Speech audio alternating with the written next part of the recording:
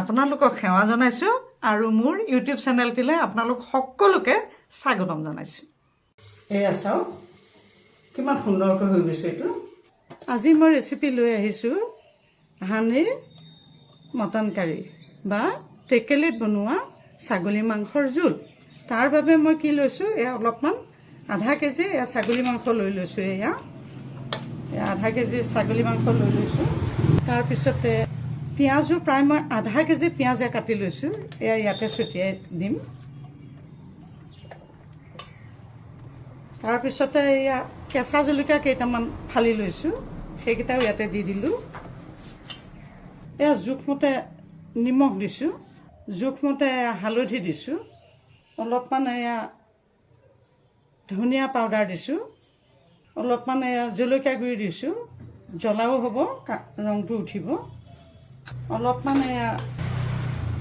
এয়া জিৰা পাউডাৰ দিলোঁ আৰু অলপমান এয়া মাষ্টাৰ্ড অইল অৰ্থাৎ মিঠাতেল দি দিলোঁ।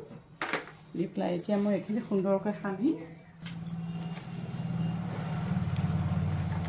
আপোনালোক যদি মোৰ চেনেলটোলৈ প্ৰথমবাৰ আহিছে তেতিয়াহ'লে A-to-Z টেষ্টি কিটচেন ছাবস্ক্ৰাইব নকৰাকৈ নাযাব।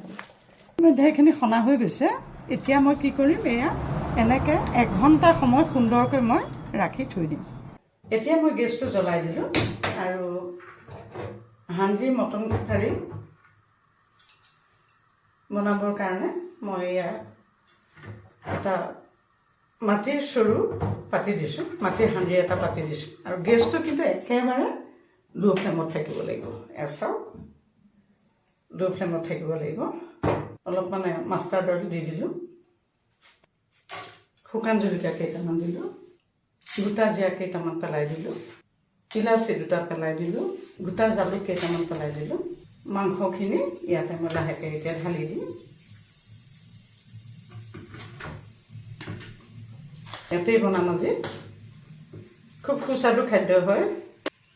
মাটিৰ চৰুত বনোৱা ছাগলী মাংসৰ জোল হ'ব, হাঁহৰ মটন কাৰী। ইয়াতে এয়া নহৰুৰ পেষ্টটো ঢালি দিলোঁ। এতিয়া অকণমান লৰাই দিলোঁ। গেছটো একেবাৰে ল' ফ্লেমত ৰাখিছোঁ। কি কৰিম, ইয়াতে এয়া ঢাকনাখন মাৰি দিম আৰু ঢাকনাখনৰ দি হাৱা নাযাবৰ কাৰণে, যিটো ছাইডেদি বতাহ যাব পাৰে নহয়, সেইটো কাৰণে মই হাৱা নাযাবৰ কাৰণে এইটো এটা মই ময়দাৰে বনাইছোঁ। আপোনালোকে আটা ময়দা যিহেৰে ভাল পায় তেনেকেই দিব। এইটো লাহেকৈ এনেকৈ বতাহটো গ'লে বস্তুটো নিসিজিব বা সিজোতে দেৰি হ'ব।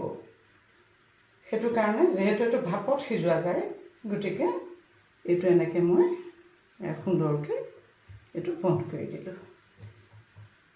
এনেকৈ মই প্ৰায় 2 ঘণ্টা সময় এনেকৈ ৰাখি দিম। ইতিমধ্যে চাওক এইটো হৈ গৈছে, 2 ঘণ্টা সময় লাগিলে। এতিয়া মই ইয়াৰ গেছটো অফ কৰি দিলোঁ। দি পেলাই এইটো মই এতিয়া ক্ৰমান্বয়ে খুলিম।